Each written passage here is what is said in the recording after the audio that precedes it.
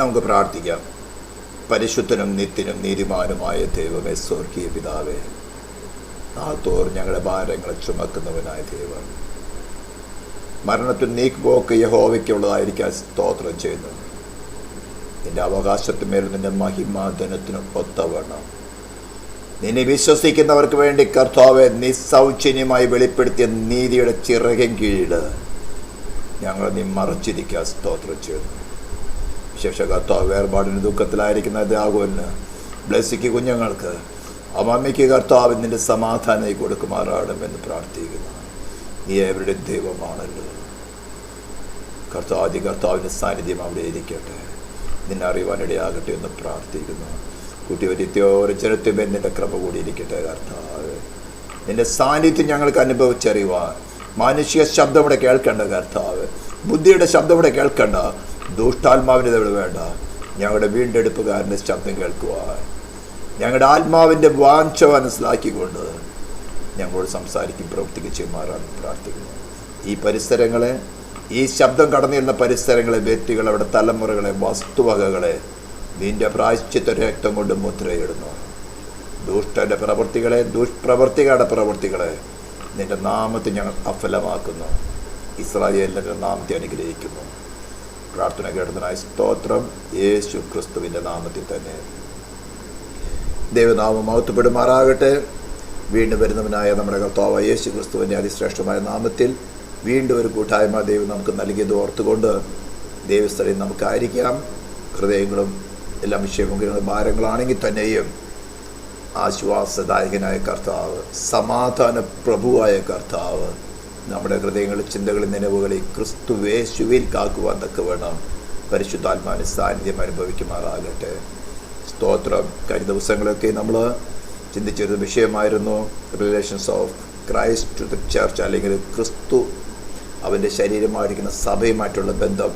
എഫേസ്യ ലേഖനത്തെയും കൊളോസ്യ ലേഖനത്തെയും ആസ്പദമാക്കി നമ്മൾ ചിന്തിച്ചുകൊണ്ടിരിക്കുകയായിരുന്നു. അനേക എപ്പിസോഡുകൾ നമ്പറുകൾ ഞാൻ കൊടുക്കുമായിരുന്നു, പക്ഷേ ഇപ്പോൾ നമ്പറുകൾ കൊടുക്കുന്നില്ല. ഇടയ്ക്ക് നമ്മൾ ചില മീറ്റിങ്ങുകൾ നമ്മൾ യൂട്യൂബിലിടാൻ വേണ്ടി എസ്കേപ്പ് ചെയ്യാറുണ്ട്. അത് ഇപ്പോൾ ലൈവായിട്ട് കേൾക്കുന്നവർക്ക് വേണ്ടി മാത്രമുള്ള മെസ്സേജുകൾ ആയതുകൊണ്ടാണ് യൂട്യൂബിലിടാതിരിക്കുന്നത്. കഴിഞ്ഞ ആഴ്ച നമ്മളൊരു മെസ്സേജ് ഇടാൻ പറ്റിയില്ല. അതുകൊണ്ട് അധികം ഇൻട്രോഡക്ഷനിലേക്ക് പോകാതെ കഴിഞ്ഞ ഏകദേശം 10-65 മെസ്സേജുകൾ ഈ ഒരു സബ്ജക്റ്റിൽ നമ്മൾ കേൾക്കുകയുണ്ടായിരുന്നു. അപ്പോൾ ഇതിൻ്റെ ആരംഭം നമ്മൾ എവിടെ വരെയൊക്കെ കേട്ടു എന്ന കാര്യങ്ങളൊക്കെയും തന്നെ വളരെ നമ്മുടെ ഹൃദയത്തിൽ സൂക്ഷിച്ചാൽ മാത്രമേ ഇനി എന്നുള്ള കാര്യങ്ങൾ നമുക്ക് ശരിക്കും മനസ്സിലാക്കാൻ പറ്റുള്ളൂ. സഭ എന്ന് പറയുമ്പോൾ വ്യക്തിയാണെന്ന് ഇപ്പോൾ മനസ്സിലാക്കുക. ഓരോ ഇൻഡിവിജ്വൽ ദൈവത്തിൻ്റെ ആലയം നമ്മുടെ ഹൃദയമാണ്. ദൈവത്തിൻ്റെ ദാനമായി നിങ്ങളിരിക്കുന്ന പരിശുദ്ധാത്മാവിൻ്റെ മന്ദിരമാകുന്നു നിങ്ങളുടെ ശരീരം. ഓക്കെ, ഇതൊക്കെ നമ്മൾ പഠിച്ചിട്ടുള്ളതാണ്. അപ്പോൾ എന്താണ്, എങ്ങനെയാണ് ക്രിസ്തുവിൻ ഏക ശരീരമായിട്ട് നമ്മെ ദൈവത്തോട് നിരപ്പിച്ചത്, തന്നിൽ ഒരേ പുതു മനുഷ്യനാക്കി സൃഷ്ടിച്ച്? ഇതൊക്കെ നമ്മൾ പഠിച്ചിട്ടുള്ളതാണ്. എഫേസ്യ ലേഖനം 2-ാം അധ്യായം, കൊളോസ്യ ലേഖനം 1-ാം അധ്യായത്തിലും 2-ാം അധ്യായത്തിലൊക്കെ നമ്മൾ കാര്യമായി ചിന്തിച്ച വിഷയങ്ങളാണ്. ഇന്ന് നമുക്ക് ചിന്തിക്കാനുള്ളത് കുറച്ച് ഇൻഡിവിജ്വലായിട്ട് ചിന്തിക്കേണ്ടി വരും. അതേ സമയത്ത് പലർക്കും ഇത് ശരിക്കും മനസ്സിലാകാത്തൊരു കാര്യമാണ് ഇന്ന് ചിന്തിക്കാൻ പോകുന്നത്. കൊളോസ്യ ലേഖനത്തിൻ്റെ 3-ാം അധ്യായത്തിൽ 1 തുടങ്ങിയുള്ള വാക്യം, 1-ാം അധ്യായത്തിൻ്റെ ഫസ്റ്റ് പാർട്ട് തന്നെ നമുക്ക് ചിന്തിക്കണമെങ്കിൽ ഒരു പക്ഷേ 4-5 ക്ലാസ്സുകളുടെ ആവശ്യം വരും. പക്ഷേ ഇത് കേൾക്കുന്നവർ മിക്കവാറും കൃപ അനുഭവിച്ചിരിക്കുന്നവരും യേശു ക്രിസ്തുവിനെ രക്ഷിതാവായി സ്വീകരിച്ചവരും വീണ്ടും ജന്മം പ്രാപിച്ചവരും, ഒരു പക്ഷേ വീണ്ടും ഞാൻ പ്രാപിച്ചതിൽ കൺഫ്യൂഷൻ ഉള്ളവരുണ്ടാകാം, പ്രാപിക്കാത്തവരുണ്ടാകാം. അവർക്ക് വേണ്ടിയിട്ടും കൂടിയാണ് ദൈവത്തിൻ്റെ ആത്മാവ് ഇങ്ങനൊരു ക്ലാസ് ഒരുക്കിയിരിക്കുന്നത്. ഞാൻ ഈ വിഷയത്തെക്കുറിച്ച് വളരെ പ്രാർത്ഥിക്കുകയും കർത്താവേ എന്താണ് ഇന്ന് സംസാരിക്കാനുള്ളത്. അങ്ങനെ ഇരിക്കുമ്പോഴാണ് ഈ ഒരു കാര്യം എൻ്റെ ഹൃദയത്തിൽ, ഞാൻ ഈ പ്രത്യേകം ഒരു വാക്ക് ഇന്ന് ഞാൻ അധികം സംസാരിച്ചിട്ടില്ല. ദൈവത്തിൻ്റെ ആത്മാവ് ചില കാര്യങ്ങൾ നമ്മൾ ഓർമ്മപ്പെടുത്താനുണ്ട്. ആദ്യമേ അത് മലയാളത്തിൽ വായിക്കുകയാണ്. ആകയാൽ നിങ്ങൾ ക്രിസ്തുവിനോട് കൂടെ ഉയർത്തെഴുന്നേറ്റിരിക്കുന്നു എങ്കിൽ, ക്രിസ്തുവിനോട് കൂടെ ഉയർത്തെഴുന്നേറ്റിരിക്കുന്നു എങ്കിൽ എന്ന് പറഞ്ഞിട്ട് ചില കാര്യങ്ങൾ പറയുകയാണ്. അപ്പോൾ ഈ ഒരു മെസ്സേജ്, ഈ പെർട്ടിക്കുലർ ഈ ഒരു വാക്യം 1 തുടങ്ങി 3-4 വരെയുള്ള വാക്യങ്ങൾ തന്നെ പ്രത്യേകിച്ചും ക്രിസ്തുവേശുവിൽ ഉയർത്തെഴുന്നേറ്റിരിക്കുന്നവർക്കുള്ളതാണ്. ഇതൊന്ന് ശരിക്കും മനസ്സിലാക്കിയാലേ താഴോട്ടുള്ള കാര്യങ്ങൾ മനസ്സിലാവുള്ളൂ. ഇത് ശരിക്കും എക്സ്പ്ലെയിൻ ചെയ്യാതെ പല പ്രാസംഗികരും ഉപദേഷ്ടക്കന്മാരും നിങ്ങൾ ഭൂമിയിലുള്ളതല്ല സ്വർഗത്തിലുള്ളത് തന്നെ അന്വേഷിപ്പിൻ. എടാ, ക്രിസ്തു നിന്നിൽ ഉയർത്തെഴുന്നേറ്റിട്ടില്ലെങ്കിൽ നിനക്കത് സാധ്യമേ അല്ല. ശരിക്കും മനസ്സിലാക്കുക. ഞാൻ സോളിന്റെ പ്രവൃത്തികളെ കുറിച്ചൊക്കെ പഠിപ്പിച്ചിട്ടുള്ളതാണ്. യേശു ക്രിസ്തുവിനെ കുറിച്ച് 45-ാം സങ്കീർത്തനത്തിൽ പറഞ്ഞിരിക്കുന്നത് എന്താണ്? നീ ദുഷ്ടതയെ ദ്വേഷിച്ച് നീതിയെ ഇഷ്ടപ്പെട്ടിരിക്കാൻ. ഒരു സോള് നീതിയെ ഇഷ്ടപ്പെടുന്നുവെങ്കിൽ ഓട്ടോമാറ്റിക് ആയിട്ട് ദുഷ്ടതയെ ദ്വേഷിക്കും. അല്ലെങ്കിൽ നേരെ തിരിച്ചു പറഞ്ഞാൽ, ഒരു സോള് ദുഷ്ടതയാണ് ഇഷ്ടപ്പെടുന്നതെങ്കിൽ അതിന് നീതിയെ, ദൈവത്തെ സ്നേഹിപ്പാൻ, ദൈവത്തിന്റെ പ്രവൃത്തികളെ അംഗീകരിപ്പാൻ സാധ്യമേ അല്ല. ബൈ നേച്ചർ, പ്രകൃത്യ. അപ്പൊ നമുക്കൊക്കെ നമ്മെ തന്നെ ഒന്ന് വിശകലനം ചെയ്യാം. എന്തുകൊണ്ടാണ് എനിക്ക് ക്രിസ്തു ദൈവത്തിന്റെ വലതുഭാഗത്തിരിക്കുന്ന ഇടമായിട്ടുള്ള കാര്യങ്ങൾ ചിന്തിക്കാൻ പറ്റാത്തത്? അപ്പോൾ എന്താണ്, എങ്ങനെയാണ് ക്രിസ്തു ഉയർത്തെഴുന്നേറ്റിരിക്കുന്നത്? നമുക്ക് എല്ലാവർക്കും അറിയാം, അവൻ ശരീരത്തിൽ മരിച്ചു, അടക്കപ്പെട്ട അരിമത്യക്കാരൻ യോസഫിന്റെ കല്ലറയിൽ ആരും വെക്കാതിരുന്ന് കല്ലറയിൽ വെച്ചിരുന്നു, അടച്ചു. 3-ാം ദിവസം പ്രവചനങ്ങളുടെ പൂർത്തീകരണം എന്ന് പറയണം, അവൻ ഉയർത്തെഴുന്നേറ്റു. പുനരുദ്ധാന ശക്തിയോടുകൂടെ ഉയർത്തെഴുന്നേറ്റു. മഗ്ദലേക്കാരി മറിയയ്ക്കും മറ്റു സഹോദരിമാർക്കും വെളിപ്പെട്ടു. പിന്നീട് പലയിടങ്ങളിലായിക്കൊണ്ട് 40 നാളോളം പല ഇടങ്ങളിലായിട്ട് താൻ മരിച്ചവരുടെ ഇടയിൽ നിന്ന് ഉയർത്തെഴുന്നേറ്റു. ലാസർ ഉയർത്തെഴുന്നേറ്റത് പോലെയല്ല. ഏലീശയുടെ അസ്ഥികൂടത്തിന്മേൽ ഇവന്റെ ശരീരം ചെന്ന് വീണപ്പോൾ ഉയർത്തെഴുന്നേറ്റത് പോലെയല്ല. ഏലീശ പല ഉയർത്തെഴുന്നേൽപ്പിച്ചത് പോലെയല്ല. അപ്പസ്തോലന്മാരെ പല ഉയർത്തെഴുന്നേൽപ്പിച്ചത് അതുപോലെയല്ല. ഇന്നും പലരെയും ഉയർത്തെഴുന്നേൽപ്പിക്കുന്നത് അതുപോലെയല്ല. പുനരുദ്ധാന ശക്തിയോട് കൂടിയുള്ള ഉയർത്തെഴുന്നേൽപ്പ്, മനുഷ്യപുത്രൻ, ഈ വാക്ക് ഉപയോഗിക്കുന്നതുകൊണ്ട് ശരിക്കും മനസ്സിലാക്കുക, മനുഷ്യപുത്രൻ ഉയർത്തെഴുന്നേറ്റ് അവർക്ക് വെളിപ്പെടുകയാണ്. പലർക്കും അത് വിശ്വസിക്കാൻ പറ്റിയില്ല.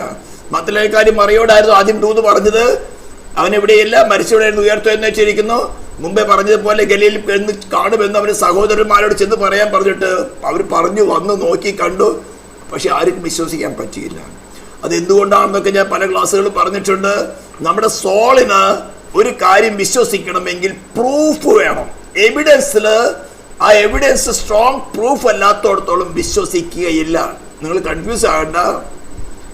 അപ്പോസ്തലന്മാർക്ക് എവിഡൻസ് കിട്ടി അല്ലേ? പത്രോസ് യോഹന്നാൻ ഓടി, യോഹന്നാൻ നേരത്തെ ഓടി. പത്രോസ് കല്ലറയ്ക്ക് അകത്ത് കടന്നു, തുണി ചുരുട്ടി വെച്ചിരിക്കുന്നത് കണ്ടു. പക്ഷെ വിശ്വസിച്ചെന്താ? ശരീരം അവിടെ ഇല്ലെന്ന് വിശ്വസിച്ചു. ലൂക്കോസിന്റെ ഇതിൽ പറഞ്ഞിരിക്കുന്നത് അവര് വിശ്വസിച്ചില്ല എന്നാണ്. മഗ്ദലേക്കാരി മറിയ കണ്ടു, തൊട്ട് നമസ്കരിച്ച സാക്ഷ്യം, ദൈവത്തിൽ നേര് കിട്ടിയിട്ട് ദൂത്, ഉയർത്തെഴുന്നേറ്റവനായ ക്രിസ്തുവിൽ നിന്ന് കിട്ടിയ ദൂത് തന്നെ, ദൈവദൂതന്മാര് കൊടുത്ത ദൂതും, അതിനുശേഷം അവർ മുന്നോട്ട് നടക്കുമ്പോൾ ഉയർത്തെഴുന്നേറ്റവനെ കർത്താവ് തന്നെ അവരുടെ അടുത്ത് വന്ന് പറഞ്ഞു ദൂതും, നേരത്തെ പറഞ്ഞിട്ടുള്ള അപ്പോസ്തലന്മാരുടെ അടുത്ത് വന്ന് പറഞ്ഞു അവൻ ഉയർത്തെഴുന്നേറ്റ് ചെയ്തു. അവർക്ക് വിശ്വസിക്കാൻ പറ്റിയില്ല. അതൊരു എവിഡൻസ് ആയിരുന്നു, ഒരു എവിഡൻസ് ആയിരുന്നു. പക്ഷെ അത് പ്രൂഫ് അല്ല. അവരുടെ സോളിന് പ്രൂഫ് വേണം. ഇന്ന് പലർക്കും, ഞാൻ ശരിക്കും മനസ്സിലാക്കുക, ഇന്ന് പലരും ക്രിസ്തുവിൽ വിശ്വസിക്കുന്നുണ്ടെന്ന് പറയുന്നത് ക്രിസ്തുവിനെ കുറിച്ചുള്ള നോളേജിലുള്ള വിശ്വാസമാണ്. ഞാനിത് പറഞ്ഞ് നിങ്ങൾക്കും മടുപ്പായി, എനിക്കും മടുപ്പില്ല. കാരണം ഓരോരുത്തരുടെയും ഫെയ്ത്ത് എവിടെയാണെന്ന് എനിക്കറിയാം.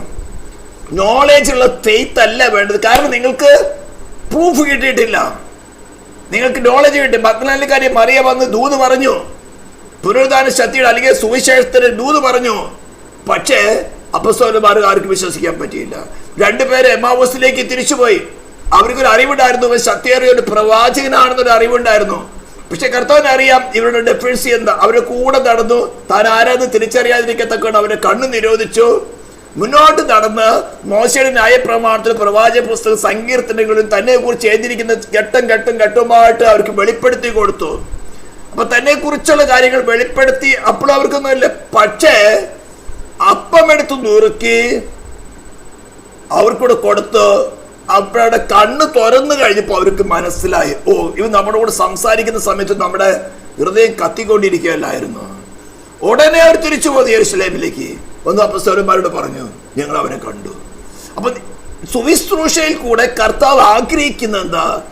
നിങ്ങൾക്ക് പ്രൂഫ് തന്ന് നിങ്ങളുടെ വ്യക്തിപരമായ സോളിലേക്ക് ഉയർത്തെഴുന്നേറ്റവനായ ക്രിസ്തുവിന്റെ പ്രൂഫ് തന്ന് നിങ്ങളെ വിശ്വസിപ്പിക്കുക, അല്ലെങ്കിൽ വിശ്വസിപ്പാൻ ആവശ്യമായ എവിഡൻസ് തരിക. വിശ്വസിക്കുന്നുള്ള ഡ്യൂട്ടി നിങ്ങളുടേതാണ്.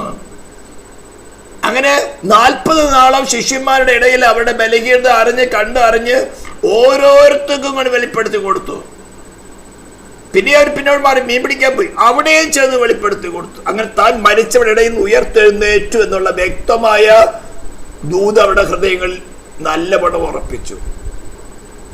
കാരണം ഇവിടെ ഈ ദൂത് നടക്കുന്ന അതേ സമയത്ത് അതേ കല്ലറയുടെ മുമ്പിൽ കാവൽ നിന്ന കാവൽക്കാര് അവരിതെല്ലാം കണ്ടതും കേട്ടതാ. അവര് മഹാപുരോഹിതന്മാരെ അടുത്ത് ചെന്നു വേണ്ടുവോളം അവർക്ക് ധനം കൊടുത്ത് ദൂതിന് നേരെ മറച്ചു. ഞങ്ങൾ ഉറങ്ങിക്കിടക്കുന്ന സമയത്ത് അവിടെ ശിഷ്യന്മാര് വന്ന് വട്ടുകൊണ്ടുപോയി എന്ന് പറഞ്ഞു വരുത്തി. പീലാത്തോസിനടുത്ത് വന്നു കഴിഞ്ഞാല് ഞങ്ങൾ കൈകാര്യം ചെയ്തോളാം, കാരണം അവിടെ ചില്ലറ കൊടുത്ത് പീലാത്തോസിനെ മറയ്ക്കാം. ഇതുപോലെ തങ്ങൾക്ക് വേണ്ടുന്നതൊക്കെയും വാങ്ങിക്കൊണ്ട് ഇന്ന് യഥാർത്ഥ പുനരുദ്ധാരത്തിന്റെ ദൂത് മറച്ചു വെച്ച് തങ്ങൾക്ക് വേണ്ടതിന് വേണ്ടി ക്രിസ്തുവിനെ വിൽക്കുന്ന പരിപാടി ക്രിസ്ത്യൻഡത്തിൽ വളരെ ഉണ്ട്. ഡിനോമിനേഷൻ ബെനിഫിറ്റിന് വേണ്ടി ഒരു സോള് നഷ്ടപ്പെട്ടാൽ അവർക്ക് യാതൊരു ഭയമില്ല. ആ സോളിന്റെ വില എന്ന് മനസ്സിലാക്കുന്നവരാണ് അതിന് ദുഃഖത്തോടും ഭാരത്തോടും കൂടെ ഇത്തരം ദൂതുകൾ പ്രസംഗിക്കുന്നത്. അവർക്കൊരു സോൾ നഷ്ടപ്പെടുന്ന വിഷയമില്ല. അവർക്ക് ഡിനോമിനേഷന് വല്ലതും സംഭവിക്കുമോ, തന്റെ കൂട്ടായ്മയ്ക്ക് വല്ലതും സംഭവിക്കുമോ, തന്റെ പേരിന് തന്റെ ഫെയിമിന് എന്തെങ്കിലും സംഭവിക്കുന്ന ചിന്താഗതിയാണ്. ആ ഭാഗത്ത് ഞാൻ കടക്കുന്നില്ല. അപ്പൊ ഞാനിവിടെ പറഞ്ഞു വരുന്നത്, നിങ്ങളുടെ സോളിന് വ്യക്തിപരമായിട്ട് ഒരു പ്രൂഫ് ലഭിക്കണം. യെസ്, ക്രിസ്തു എന്നിൽ ഉയർത്തെഴുന്നേറ്റിരിക്കുന്നു. അപ്പൊ ഫിസിക്കലായിട്ടുള്ള ഉയർത്തെഴുന്നേൽപ്പിനെ കുറിച്ചാണ് പറഞ്ഞിരിക്കുന്നത്. പലർക്കും തോന്നിപ്പോകും ആകയാൽ നിങ്ങൾ ക്രിസ്തുവിനോട് കൂടെ ഉയർത്തെഴുന്നേറ്റിരിക്കുന്നുവെങ്കിൽ ജീവിച്ചിരിക്കുന്ന മനുഷ്യരോട് പറയാണ്. ഇപ്പൊ മനസ്സിലായോ? ഈ ലേഖനം വായിച്ച് മനസ്സിലാക്കാൻ കഴിവുള്ള ജീവിച്ചിരിക്കുന്ന മനുഷ്യരോട് പറയാണ്, നിങ്ങൾ ക്രിസ്തുവിനോട് കൂടെ ഉയർത്തെഴുന്നേറ്റിരിക്കുന്നു എങ്കിൽ ഇത് മനസ്സിലാക്കിയാൽ താഴെയുള്ള കാര്യങ്ങൾ പറഞ്ഞാൽ മനസ്സിലാക്കാനും അംഗീകരിക്കാനും പറ്റുള്ളൂ. അല്ലെങ്കിൽ പ്രസംഗിച്ചോ നല്ലൊരു പ്രസംഗം മറ്റുള്ളവരെ പോലെയല്ല, നല്ല പ്രസംഗം. കാനാവില് വീഞ്ഞ് കുടിച്ചിട്ട് എല്ലാവരും പറഞ്ഞു, നീ മുമ്പൊക്കെ എളുപ്പമായിട്ടുള്ള സാധനം കൊടുത്തിരിക്കുന്നേ, ഇപ്പോഴത്തെ ഒറിജിനൽ റമ്മ വന്നിരിക്കുന്നേ, നീ എന്തെങ്ങനെ ചെയ്ത് നല്ല വീഞ്ഞ്. പക്ഷെ ഇവരാരും കയ്യഫോൻ അരമനയിലുണ്ടായിരുന്നോ? അവര് ക്രൂശിക്ക നാർത്ത് വിളിച്ചവന്റെ കൂട്ടത്തിൽ ഇവന്മാരുണ്ടായിരുന്നിരിക്കുകയാണ്. അവർക്ക് വീഞ്ഞ് വേണ്ടിയായിരുന്നു. ഇന്ന് മനുഷ്യന്റെ ഹൃദയം ആഗ്രഹിക്കുന്ന കംഫോർട്ടാണ്. എനിക്ക് കംഫോർട്ടിൽ ജീവിക്കണം, എനിക്ക് കഷ്ടത വേണ്ട. അപ്പോൾ എന്താണ് ഈ ക്രിസ്തു ഉയർത്തെഴുന്നേറ്റിരിക്കുന്ന ഒരു കാര്യത്തിലേക്ക് വരണമെങ്കിൽ നമുക്ക് നേരെ റോമാലേഖനത്തിലേക്ക് ഒന്ന് പോകണം. റോമാലേഖനം 6-ാം അധ്യായം. ഇതിനകത്ത് സ്നാനപ്പെട്ടവരുണ്ടായിരിക്കാം. ഞാൻ സ്നാനത്തെ കുറിച്ച് പ്രസംഗിക്കാനല്ല ആഗ്രഹിക്കുന്നത്. പക്ഷേ എന്താണ് ഉയർത്തെഴുന്നേൽപ്പെന്ന കാര്യം ഒന്ന് ചിന്തിക്കാനും വേണ്ടി പറയുകയാണ്. ഇതിന്റെ റോമാലേഖനം 6-ാം അധ്യായത്തിന്റെ 2-ാം വാക്യം തുടങ്ങി വായിക്കുന്നതേ ഉള്ളൂ. പാപസംബന്ധമായി മരിച്ചവരായ നാം ഇനി അതിൽ ജീവിക്കുന്നത് എങ്ങനെ? അപ്പോൾ സാധാരണ ലെറ്റർ വായിക്കാൻ കഴിവുള്ള ആൾക്കാരോട് പറയുകയാണ്, അല്ലെങ്കിൽ പ്രസംഗം കേൾക്കാൻ കഴിവുള്ള ജീവിച്ചിരിക്കുന്ന മനുഷ്യരോട് പറയുകയാണ്, നിങ്ങൾ പാപസംബന്ധമായി മരിച്ചു. എന്താ ഈ പാപസംബന്ധമായ മരണം? എന്താ പാപം? അല്ല, യേശു ക്രിസ്തുവിനോട് ചേരുവ സ്നാനപ്പെട്ടവരായ നാം എല്ലാവരും അവന്റെ മരണത്തിൽ പങ്കാളികളാകുവാൻ സ്നാനമേറ്റു. അപ്പൊ ഒരു വിശ്വാസിയുടെ സ്നാനം എന്ന് പറയുന്നതും പാരമ്പര്യ സഭകളുടെ സ്നാനം, എപ്പിക്കോസ്പൽ സഭകളുടെ 5 ദിവസ സ്നാനം, 7 ദിവസ സ്നാനം, 59 ദിവസ സ്നാനം, ഇതൊക്കെ തന്നെ കുറെ ചരിത്രങ്ങളുണ്ട്. ഞാൻ പല ക്ലാസ്സുകളിൽ പറഞ്ഞിട്ടുള്ളതാണ്. യേശു ക്രിസ്തുവിന് മുമ്പും ഉണ്ടായിരുന്നു, യഹൂദന്മാർക്ക് മുമ്പ് ഉണ്ടായിരുന്നിട്ട് സ്നാനങ്ങളുണ്ട്. ഇതിന്റെയൊക്കെ ട്രേസസ് ഇന്ന് പല എപ്പിസ്കോപ്പൽ സഭകളിലുമുണ്ട്.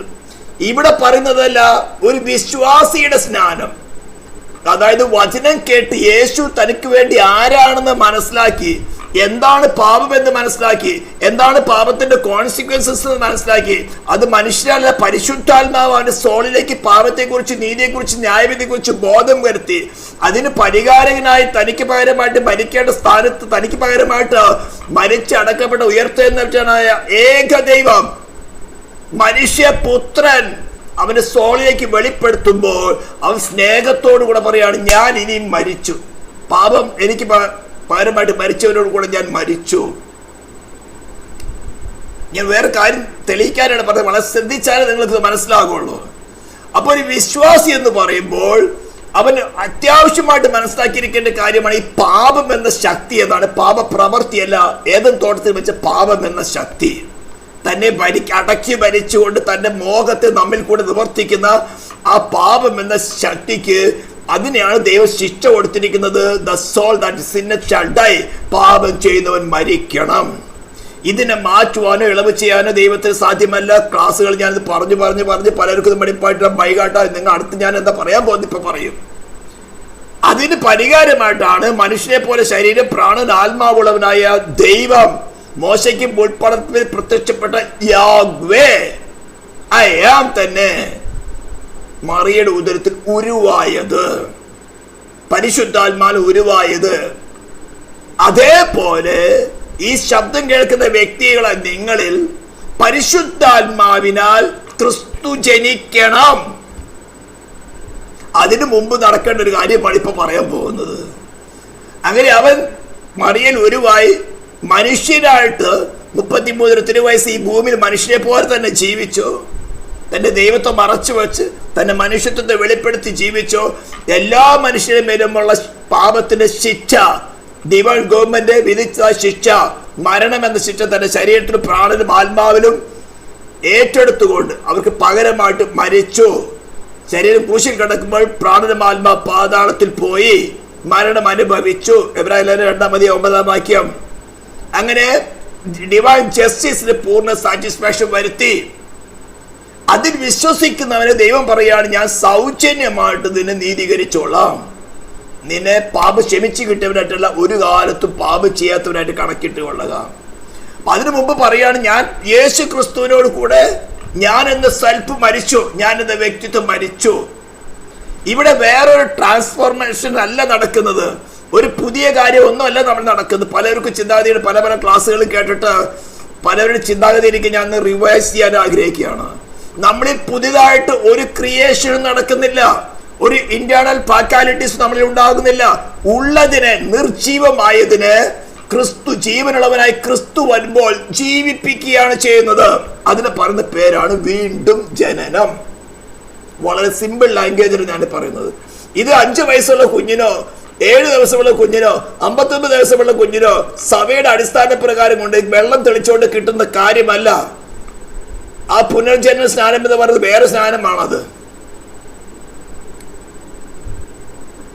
വിശ്വസിക്കുന്നവർക്ക് ലഭിക്കുന്ന കാര്യം എന്താ? വിശ്വസിക്കേണ്ടത്, എന്നിൽ വസിക്കുന്ന പാപത്തിന്റെ ശിക്ഷ, അതാണ് എന്നെ ഭരിച്ചിരുന്നത്. ഇത് വേറെ സൊല്യൂഷൻ ഇല്ല. ദൈവത്തിന്റെ ഭരണകൂടമാണ് ശിക്ഷ വിധിച്ചത്. ആ ദൈവ നിയമദാതാവായ ദൈവം തന്നെയാണ് എനിക്ക് പകരമായിട്ട് ഈ ഭൂമിയിൽ എന്നെ പോലെ ശരീര പ്രാണനും ആത്മാവുള്ളവനായി അവതരിച്ച് എനിക്ക് പകരമായി തന്റെ ശരീരത്തിലും പ്രാണനും ആത്മാവിലും എൻ്റെ മേലുള്ള ശിക്ഷ ഏറ്റെടുത്തത്. എനിക്ക് പകരക്കാരനായി തീർന്നു. ഇത്രയും സ്നേഹിക്കുന്നവരായ ദൈവം എനിക്ക് ഓഫർ തരികയാണ്. ഞാൻ അതിൽ വിശ്വസിച്ചാൽ, അവൻ എൻ്റെ ഹൃദയത്തിൽ വാഴ സ്വീകരിച്ചാൽ, അവൻ ഒരു കാലത്ത് പാപം ചെയ്തിരുന്ന പോലെ എന്നെ പാപം ചെയ്യാത്തവനായി കണക്കിടാമെന്ന്. Free offer. ഇത് പറയുമ്പോൾ എന്താ പൊങ്കലുകൾ വരുന്നത്? എന്തോ ഡിനോമിനേഷന്റെ ഗർജങ്ങളാണ് വരുന്നത്. ആർക്കാ ഗർജിക്കാനുള്ളത്? യേശു ക്രിസ്തുവിനെ പോലെ പാപപരിഹാരമായിട്ട് ഒരു വ്യക്തിയുണ്ടോ? ഏതെങ്കിലും മതസ്ഥാപകരുണ്ടോ? ഒന്ന് പറഞ്ഞു വരട്ടെ. മതം സ്ഥാപിക്കാൻ പല കഷ്ടപ്പാടും ശ്രമിച്ചിട്ടുണ്ട്. അവിടെ സോളൊക്കെ പാതാളത്തിൽ പോയിട്ടുമുണ്ട്. പക്ഷെ പാതാളത്തെ ജയിച്ചു മടങ്ങി വന്ന ഒരുവന് മാത്രമേ ഉള്ളൂ, നസ്രയനായ യേശു ക്രിസ്തു. അതുകൊണ്ടാണ് പറയുന്നത്, നാം രക്ഷിക്കപ്പെട്ടവൻ ആകാശത്തേക്ക് മനുഷ്യരുടെ നൽകപ്പെട്ട ഒരേ ഒരു നാമമുള്ളോ, നസ്രയനായ യേശു ക്രിസ്തു എന്ന നാമം. അപ്പോൾ അതിന് വിശ്വസിക്കുന്ന പറയാണ്, ഞാൻ യേശു ക്രിസ്തുവിനോട് മരിച്ചു. അടുത്ത കാര്യം, അങ്ങനെ നാം അവരുടെ മരണത്തിൽ പങ്കാളികളായി തീർന്നു. Identified with his death. Identified with his death. മരണത്തിൽ നിന്ന് സ്നാനത്താൽ അവരോട് കൂടെ കുഴിച്ചിടപ്പെട്ടു. എൻ്റെ പേഴ്സണാലിറ്റിയെ ഞാൻ വിശ്വാസ സ്നാനമേൽക്കുന്ന, അതിനായി മുങ്ങി സ്നാനമേൽക്കുന്നത്. ഇനി സ്നാനപ്പെടാൻ ആരെങ്കിലും മടിച്ചു നിൽക്കുന്നുണ്ടെങ്കിൽ വ്യക്തമായി കേൾക്കുക. ആർക്കും വലിയ നിങ്ങളുടെ രക്ഷയ്ക്ക് വേണ്ടിയിട്ടാണ് പറയുന്നത്. യേശു ക്രിസ്തുവോട് മരിച്ചു, യേശു ക്രിസ്തുവിനോട് അടക്കം ചെയ്തതിന് സിംബോളിക്കായിട്ട് ചെയ്ത പരിപാടിയാണ് വെള്ളത്തിന് കുഴിച്ചിടുന്നത്. ഇനിയുള്ള കാര്യം ഞാൻ പറയാൻ പോകുന്നത്, ഈ 2 കാര്യവും നാമും പരിശുദ്ധാത്മാവും കൂടെ ചെയ്ത പരിപാടി. എനിക്ക് പാപബോധമുളവായി, പാപമാണ് എന്നെ വാടിയിരുന്നത്, ഇതിൽ നിന്ന് രക്ഷപ്രാപിക്കുക ഒരേ ഒരു വഴിയുള്ളോ, ദൈവം ഒരുക്കിയ നീതി. അത് സർവ്വനീതിക്ക് നിവർത്തിക്കുന്നതായിട്ടുള്ള സ്നാനം ക്രിസ്തു പറഞ്ഞത്. ആ സ്നാനമല്ല നമ്മൾ ഏൽക്കുന്നത്, യേശുവിന്റെ സ്നാനമല്ല നമ്മൾ ഏൽക്കുന്നത്. ഹല്ലേലൂയ. അപ്പോൾ യേശുവിനോട് കൂടെ മരിച്ചു, അവരോട് കൂടെ അടക്കപ്പെട്ടു. ക്രിസ്തു മരിച്ചിട്ട് പിതാവിന്റെ മഹിമയെ ജീവിച്ചെഴുന്നേറ്റതുപോലെ നാമും ജീവന്റെ പുതുക്കത്തിൽ നടക്കേണ്ടതിൽ തന്നെ. ഇത് ഞാൻ ചെയ്യുന്ന പരിപാടി. ആദ്യത്തെ ഭരണം ഞാൻ പരിശുദ്ധാത്മാവും കൂടെ ചെയ്യുന്ന പരിപാടിയാ. എങ്ങനെയാ? പാപബോധമുളവായി ഞാൻ തന്നെ സബ്മിറ്റ് ചെയ്തു. എന്റെ പേഴ്സണാലിറ്റിയിൽ മേൽ ക്രിസ്തുവിനെ കൂടാതെ മരണമാണ് വാഴുന്നത്. അതിന്റെ കാരണം എന്നെ വസിക്കുന്നത് പാപമാണ്. ശിക്ഷ വിധിച്ച് ദൈവമല്ല, ദൈവത്തിന്റെ ഭരണകൂടമാണ് ശിക്ഷ വിധിച്ചത്. ഞാൻ മരണയോഗ്യൻ. എന്നാൽ എനിക്ക് വേണ്ടി, എനിക്ക് പകരമായിട്ട് മരിച്ചുയർത്തെന്നിട്ട് ക്രിസ്തുവിനെ ഞാൻ എന്റെ ഹൃദയത്തിൽ വാഴുവാൻ സ്വീകരിക്കുന്നു. എന്റെ ജീവനെ ഞാൻ ഏൽപ്പിച്ചു കൊടുക്കുന്നു. അവനെ എന്റെ ഹൃദയത്തിൽ വാഴുന്ന കർത്താവായി സ്വീകരിക്കുന്നു. അങ്ങനെ സ്വീകരിച്ച് നമ്മുടെ വ്യക്തിത്വത്തെ അടക്കുന്നു. അവനോടുകൂടെ മരിച്ചു, അവനോടുകൂടെ അടക്കി. അടുത്ത കാര്യം അത് പറഞ്ഞിരിക്കുന്ന പിതാവിന്റെ മഹിമയാൽ ജീവിച്ചെഴുന്നേറ്റതുപോലെ. ഇതാണ് പോള് കൊളോസ്യ ലേഖനത്തിൽ റെഫർ ചെയ്യുന്നത്. കൊളോസ്യ 3:1 തന്നെ ഇവിടുന്ന് ഞങ്ങൾ എടുത്തേക്കാം. കൊളോസ്യൻസ് 3:1 ആകയാൽ നിങ്ങൾ ക്രിസ്തുവിനോടുകൂടെ ഉയർത്തെഴുന്നേറ്റിരിക്കുന്നുവെങ്കിൽ, പിതാവിന്റെ മഹിമയാൽ ഉയർത്തെഴുന്നേറ്റതുപോലെ ക്രിസ്തുവിനോട് കൂടെ സ്നാനപ്പെട്ട് ക്രിസ്തുവിനോട് കൂടെ അടക്കപ്പെടുന്ന ഒരു വ്യക്തിക്ക് ലഭിക്കുന്ന എന്താ? ക്രിസ്തുവിന്റെ മഹിമ. ക്രിസ്തുവിനോട് കൂടെ ഉയർത്തെഴുന്നേറ്റ് മരിച്ച് കല്ലറയിലിരിക്കുന്ന ക്രിസ്തുവിനോട് കൂടെയല്ല, ക്രൂശിൽ കിടക്കുന്ന ക്രിസ്തുവിനോട് കൂടെയല്ല. ഉയർത്തെഴുന്നേറ്റ ക്രിസ്തു മഹിമാപൂർണനാണ്. നിങ്ങൾക്കിത് മനസ്സിലാവുന്നില്ലെങ്കിൽ എന്നോട് താഴെ കമന്റ് ചോദിക്കാൻ, എന്നെ വിളിക്കുക. വിശ്വാസ സ്നാനമേറ്റ ഒരു വ്യക്തി തന്റെ പേഴ്സണാലിറ്റിയെ, തന്റെ ജ്ഞാനത്തെ, തന്റെ കഴിവുകളൊക്കെ ക്രിസ്തുവിനോട് കൂടെ ക്രൂശിച്ചു കഴിഞ്ഞ പിന്നെ വായടച്ചിരിക്കുന്നല്ല, പിന്നെ മഹിമയോട് കൂടെയുള്ള ജീവിതമാ, പുനരുദ്ധാന ശക്തിയോട് കൂടെയുള്ള ജീവിതമാ. മരണം വരുമ്പോ, ഹേ മരണം, എന്നിന്റെ ജയം എവിടെ? നിൽക്കവിടെ. മരണത്തെ ജയിച്ചവനാണ് നീ വാഴുന്നത്. പാതാളമേ നിൽക്കവിടെ. ഇതെല്ലാം പ്രസംഗിക്കുകയും ജീവിതത്തിൽ കൂടെ കാണിച്ചു കണ്ട ഒരു കാലമുണ്ടായിരുന്നു 100 വർഷങ്ങൾക്ക് മുമ്പ് പെന്തിക്കോസ്ത് കേരളത്തിൽ വ്യാപരിച്ചപ്പോൾ. ഇപ്പൊ അതെല്ലാം മാറി ബട്ടറും ക്രീമും പറ്റുന്ന പരിപാടിയാ. അതാണ് താഴെ പറയുന്നത്. നിങ്ങള് ഉയർത്തെഴുന്നേറ്റിരിക്കുന്നുവെങ്കിൽ ദൈവത്തിന്റെ ക്രിസ്തു ദൈവത്തിന്റെ വലത്തുഭാഗത്തിരിക്കുന്ന ഉയരത്തില്, ഈ ഉയർത്തെഴുന്നേൽപ്പ് അകത്ത് നടക്കാത്തിടത്തോളം നിങ്ങൾക്ക് ഉയരത്തോളം ചിന്തിക്കാൻ സാധ്യമല്ല. ഭൂമിയിലുള്ളതേ ചിന്തിക്കുകയുള്ളൂ. അതുകൊണ്ട് ആരെങ്കിലും പ്രസംഗം കേൾക്കുമ്പോൾ ഭൂമിയിലുള്ളതല്ല, ഉയരത്തോളം തന്നെ നിങ്ങളെ കൊണ്ട് സാധ്യമല്ല. സാധ്യമാകണമെങ്കിൽ നീ ക്രിസ്തുവിനോടുകൂടെ മരിക്കുകയും ക്രിസ്തുവിനോടുകൂടെ അടക്കപ്പെടുകയും, പിന്നെ ഇത് ഒരു പ്രാവശ്യം നടക്കുന്നതല്ല, നിന്റെ ഓരോ റിലേഷനിലും. ഇത് പറയുമ്പോ ഈ പാസ്റ്ററിന് മാത്രമേ ഈ കാര്യം പറയാനുള്ളൂ. നിന്റെ പാപസംബന്ധമായിട്ടാണ് നീ മരിച്ചത്. നിന്റെ വാണിത ഒറിജിനൽ സിൻ സംബന്ധമായിട്ട് നീ മരിച്ചു. ഇനി നിന്റെ പല പല ഇച്ഛകൾ മറിഞ്ഞു കിടക്കുന്നുണ്ട്, പല ഹിഡൻ ഇൻട്രസ്റ്റ് കിടക്കുന്നത്. അതിന്റെ പറയുന്ന പേരാണ് നിന്റെ പ്ലഷർ. മറഞ്ഞിരിക്കുന്ന സംഗീതകാരൻ പറഞ്ഞിരിക്കുന്നുണ്ടല്ലോ, വ്യസനത്തിനുള്ള കാരണം എന്നിൽ ഉണ്ടോ എന്ന് നോക്കി ശാശ്വത മാർഗത്തെ നടത്തി. എനിക്കറിയില്ല. വ്യസനത്തിനുള്ള മാർഗം എന്ന് പറഞ്ഞാൽ നിത്യമായ നാശത്തിലേക്ക് പോകുന്നതിനുള്ള കാരണം മറഞ്ഞിരിക്കുന്നുണ്ടെങ്കിൽ അഗ്നിജ്വാലിക്കത്തോടെ കണ്ണുകൊണ്ട് നോക്കി എനിക്ക് മനസ്സിലാകുന്ന വിധത്തിൽ എനിക്ക് ഗ്രഹിപ്പിച്ച് എന്റെ കർത്താവേ ഞാൻ അതിൽ ഉപേക്ഷിച്ചു കൊള്ളാം. ഇതാണ് സാങ്ക്ടിഫിക്കേഷൻ നടക്കുന്നത്. അപ്പോൾ ഓരോ സമയത്തും പോള് പറഞ്ഞെന്താ? ഞാൻ ദിവസേന മരിക്കുന്നു, ദിവസേന എന്റെ സെൽഫിന് ഞാൻ മരിക്കുന്നു. പലരും കഴിച്ചിരിക്കുന്ന ഒരു വൺ ആക്ഷൻ ആണ് അത്. ഒരിക്കൽ വെള്ളത്തിൽ മുങ്ങി രക്ഷിക്കപ്പെട്ടു, സ്നാനപ്പെട്ടു, റെഡി ഇത് പഴഞ്ചൊല്ലായി. പഴഞ്ചൊല്ലോട് രക്ഷ പ്രാപിക്കാൻ പറ്റില്ല. ഉയർത്തെഴുന്നേറ്റവനെ ക്രിസ്തു നീ മരിച്ചു അടക്കപ്പെട്ടുവെങ്കിൽ ഇനി നിന്നിൽ വാഴുന്നത് നീയല്ല, ഉയർത്തെഴുന്നേറ്റവനെ ക്രിസ്തു, മഹിമാപൂർണനായ ക്രിസ്തു, ഗ്ലോറിയസ് ക്രൈസ്റ്റ്. പിന്നെ അവിടുന്ന് ഭയം, പിന്നെ അവിടുന്ന് ഭീരുത്വം, പിന്നെ അവിടുന്ന് ചിന്തകൾ വരും. അവിടെ പറയണം, എനിക്ക് പരമായിട്ട് മരിച്ചുയർത്തെന്നിട്ട് അവന്റെ നീതിയാണ് എനിക്ക് കണക്കിടുന്നത്. പിന്നെ ആരാ കുറ്റം ചുമത്തുന്നത്? 50 സംഖ്യത്തിൽ നമുക്ക് അതെടുത്ത് വായിക്കാം. യെശയ്യാ 50.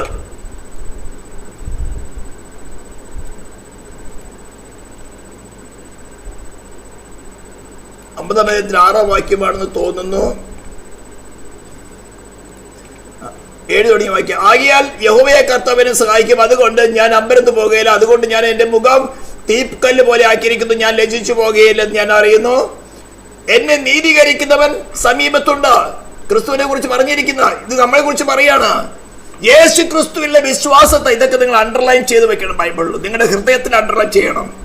യേശു ക്രിസ്തുവിൽ വിശ്വസിക്കുന്ന, ആശ്രയിക്കുന്ന ഒരുവനെ ദൈവം കണക്കിടുന്നത് യേശു ക്രിസ്തു ക്രൂശിൽ നിവർത്തിച്ച നീതിയാണ്, അവൻ നേടിയ നീതിയാണ്. സേറ്റാനോ ലൂസ് പ്രവൃത്തിക്കാർക്ക് നിന്നെ എത്ര ദുഷിച്ചാലും നത്തിങ് ടു വറി. നിന്റെ നീതിയല്ല, യേശു ക്രിസ്തു ക്രൂശിൽ നേടിയ നീതിയാണ് അവനെ വിശ്വസിക്കുന്നതിന് സൗജന്യമായി കണക്കിടുന്നത്. അതുകൊണ്ട് പറയാണ്, എന്നെ നീതീകരിക്കുന്നവൻ, യേശു ക്രിസ്തുവിലെ വിശ്വാസം മൂലം എന്നെ സൗജന്യമായി നീതീകരിക്കുന്നവൻ എന്റെ സമീപത്തുണ്ട്. സർവശക്തൻ. എന്നോട് വാദിക്കുന്നവൻ ആർ? നമുക്ക് തമ്മിൽ ഒന്ന് നോക്കാം. ഇങ്ങ് വാ. എന്റെ പ്രതിയോഗിയാർ ഇങ്ങ് വരട്ടെ. ചെറിയ ശബ്ദങ്ങൾക്ക് ഭീരുട്ട. എന്താണെന്നറിയാമോ? ക്രിസ്തുവിനോട് കൂടെ ഉയർത്തെഴുന്നേറ്റിട്ടില്ല. സ്നാനപ്പെടുന്ന സമയത്ത് ഉയർത്തെഴുന്നേറ്റു, പാപത്തെ സംബന്ധിച്ച്. പക്ഷെ നിന്റെ ജീവിതത്തിൽ വരുന്ന ഓരോരോ വിഷയങ്ങളില് നീ നിന്നെയാണ് പൊക്കുന്നത്. നീ നിന്നെ പൊക്കി പിടിക്കുന്നിടത്തോളം മഹിമ വെളിപ്പെടുകയില്ല. അവിടെ നീ ക്രൂശിക്കുന്നതിന് ക്രിസ്തുവിനോട് കൂടെ അടക്ക്. അപ്പോൾ പിതാവിന്റെ മഹിമയെ ഉയർത്തുന്നത് പോലെ, ഉയർത്തെഴുന്നേറ്റതുപോലെ മഹിമ, ക്രിസ്തുവിന്റെ ഉയർത്തെഴുന്നേൽപ്പിന്റെ മഹിമ നിന്നിൽ വെളിപ്പെടും. നിങ്ങൾ ഇപ്പൊ കൊളോസ്യ ലേഖനത്തിന്റെ 3-ാം അധ്യായത്തിൽ 1-ാം വാക്യത്തിന്റെ ആദ്യത്തെ കാര്യം മനസ്സിലായോ? ക്രിസ്തുവിനോട് കൂടെ ഉയർത്തെഴുന്നേറ്റിട്ടുണ്ടെങ്കിൽ എന്നാലും നിങ്ങൾക്ക് ഉയരത്തോടെ ചിന്തിക്കാൻ പറ്റുള്ളൂ. അനേക പ്രസംഗങ്ങൾ, ഈ വേറും എന്താ പറഞ്ഞ ഈ സോഷ്യൽ മീഡിയ പ്രസംഗങ്ങളോ ഈ വായി വിട്ടുള്ള സംസാരങ്ങൾ കേട്ട് കേട്ട് ജനം നിങ്ങൾ ഭ്രാന്തി പിടിച്ചവരെ പോലെ. ഒന്ന് അങ്ങോട്ട് ചായപ്പോൾ അങ്ങോട്ട് ചായ, ഇങ്ങോട്ട് ചായ ഇങ്ങോട്ട് ചായ. ചിന്തിക്കാൻ ബുദ്ധിയുണ്ടല്ലോ. ഞാൻ ക്രിസ്തുവിന് ഉയർത്തെഴുന്നേറ്റു, ഞാൻ സ്നാനപ്പെട്ടതിന്റെ അർത്ഥം എന്താ? ഞാൻ എന്റെ വ്യക്തിത്വത്തെ ഞാൻ ക്രിസ്തുവിനോട് കൂടെ മരിച്ചതിനെ കണക്കിട്ടു, ഞാൻ ക്രിസ്തുവിനോട് കൂടെ അടക്കപ്പെട്ടു. പിന്നെ തന്നിരിക്കുന്ന പ്രോമിസ് എന്താ? ഞാൻ ജീവിക്കുന്നത് ഉയർത്തെഴുന്നേറ്റവനെ ക്രിസ്തുവിന്റെ മഹിമയോടെ ജീവിക്കും. ഇനി അവനെ താഴെ ഇറക്കാൻ ആരുള്ളത്? അവന് കുറ്റം വിധിപ്പാൻ ആരുള്ളത്? ഡിവൈൻ ഗവൺമെന്റ് നീതീകരിച്ചവന് മരിച്ചവന് ഉയർത്തെഴുന്നേൽപ്പിച്ചുകൊണ്ട് നീതീകരിച്ചു ദൈവപുത്രൻ. ഈ യെശയ്യാവ് 50:8 വാക്യം നിങ്ങളുടെ ഹൃദയത്തിൽ എഴുതിയിരിക്കണം. എന്നെ നീതീകരിക്കുന്നവൻ എന്റെ സമീപത്തുണ്ട്. പിന്നെ നിന്നയായിട്ട്, മരണമായിട്ട്, ദുഷ്പ്രവർത്തിക്കായിട്ട്, ആഭിചാരമായിട്ട് എന്ത് വന്നാലും പറയണം, എന്നെ നീതീകരിക്കും. നീ ക്രിസ്തുവിൽ ആശ്രയിക്കുന്നുണ്ടോ എന്ന് ആദ്യം നോക്കണം. ക്രിസ്തുവിൽ ആശ്രയിക്കുന്ന ഒരു ദൈവ പൈതലാണ് ഈ പറയുന്നത്, എന്നെ നീതീകരിക്കുന്നത് എന്റെ സമീപത്ത്, ദൂരെ സ്വർഗത്തിനല്ല. Near to me with divine പവറോട് കൂടെ, സ്വർഗീയ സേനയോട് കൂടെ. 3-2 ദൂതന്മാർ ഇപ്പോൾ ദൈവത്തിന്റെ പക്ഷത്തുണ്ട്. 3-1 സാത്താൻ വഞ്ചീകരിച്ചിട്ടുള്ളൂ. 3-2 ശക്തിയേറിയ ദൂതന്മാരുണ്ട്. എന്നെ നീതീകരിക്കുന്നു എന്റെ സമീപത്തുണ്ട്. എന്നോട് വാദിക്കുന്നവൻ ആർ? വാ, നമുക്ക് തമ്മിലൊന്ന് നോക്കാം. ഇത് പറയുന്നത് വരണ്ടോടും അവനറിയാം ആരെ കുറിച്ചായി നീതീകരിക്കുന്നു എന്ന് പറയുന്നത്. തന്റെ പുത്രനെ നിനക്ക് പകരമായിട്ട് ദൈവക്രോധാഗ്നിയുടെ പാനപാത്രം മുഴുവൻ കുടിക്കാൻ, ആ ദൈവക്രോധാഗ്നിയുടെ യാഗപീഠത്തിന്റെ തീക്കനലുമായിട്ടാണ് തന്റെ സൗര്യവിവാസന. ഇവൻ എന്റെ പ്രിയപുത്രൻ, ഇവൻ ഞാൻ പ്രസാദിച്ചിരിക്കുന്ന സൗര്യവിവാസനയുമായിട്ടാണ് നിനക്ക് വേണ്ടി കൈപ്പിടിയായ മന്ദിരത്തിലേക്കല്ല, സ്വർഗത്തിലേക്ക് പ്രവേശിച്ചത്. അവിടെ മരണത്തിന് നിന്റെ മേൽ അധികാരമില്ല, ദുഃഖത്തിന് അധികാരമില്ല, നിരാശയ്ക്ക് അധികാരമില്ല. പറയണം, എന്നെ നീതീകരിക്കുന്നവൻ എന്റെ സമീപത്തുണ്ട്. Because he started it for me. അവനാണ് എനിക്ക് ആരംഭിച്ചത്. ഞാൻ അവനെ സ്നേഹിക്കുന്നത് കൊണ്ട് തന്നെ, അവൻ എന്നെ സ്നേഹിക്കുന്നത് കൊണ്ട് ഈ ഭൂമിയും സൂര്യൻ ചന്ദ്രൻ അതിന് സാക്ഷ്യം പറയുകയാണ്. അപ്പൊ ഇനി പ്രസംഗങ്ങൾ കേൾക്കുമ്പോൾ നിന്നെ ക്രിസ്തു ഉയർത്തെഴുന്നേറ്റിട്ടുണ്ടോ ഇല്ലയോ നീ തന്നെ ചോദന ചെയ്യുക. ഉയർത്തെഴുന്നേറ്റുണ്ടെങ്കിൽ നിനക്ക് യാതൊരു ഭയമില്ല. ഇനി ഇതിലേക്ക് എത്താൻ നിങ്ങൾക്ക് അല്പപ്രയാസങ്ങളുണ്ടാവും. കാരണം നമ്മുടെ സെൽഫ് നേച്ചർ പെട്ടെന്ന് കീഴ്പ്പെടുന്നതല്ല. ഞാൻ എപ്പോഴും പറയാറുണ്ടല്ലോ, വിശ്വാസിയായാലും അവിശ്വാസിയായാലും ദൈവത്തെ കൂടാതെ വാഴണമെന്നുള്ള ആഗ്രഹമാണ് ഏതും തോട്ടം തുടങ്ങി എല്ലാ മനുഷ്യരും വാഴുന്നത്, ഈ പറയുന്നതിലും. അതിനാണ് നമുക്കൊരു നുകം വെച്ചിരിക്കുന്നത്. കർത്താവ് പറഞ്ഞതാണ്, എൻ്റെ നുകം മൃദുവാണ്. ആ നുകത്തിന് കീഴിലാണോ നീ അങ്ങോട്ടും ഇങ്ങോട്ടും വഴുതി പോവുകയില്ല. അല്ലെങ്കിൽ ഇടയ്ക്കിടെ ഈ നുകത്തിൽ വെച്ച് കഴിഞ്ഞാൽ എന്താ, നുകം കഴുത്തിൽ വെച്ച് കഴിഞ്ഞാൽ പിന്നെ അത് നിയന്ത്രിക്കുന്നത് ആ നുകത്തിന്റെ പുറകിൽ നിൽക്കുന്നതാണ്. നുകമില്ലെങ്കിലോ അങ്ങോട്ട് പോകുമ്പോൾ അവിടെ കുറച്ച് പുല്ല് കണ്ടു, അവിടെ നിന്ന് കടിച്ചു, ഇങ്ങോട്ട് പോകുമ്പോൾ ഇങ്ങോട്ട് പുല്ലോട്ട് കടിച്ചു.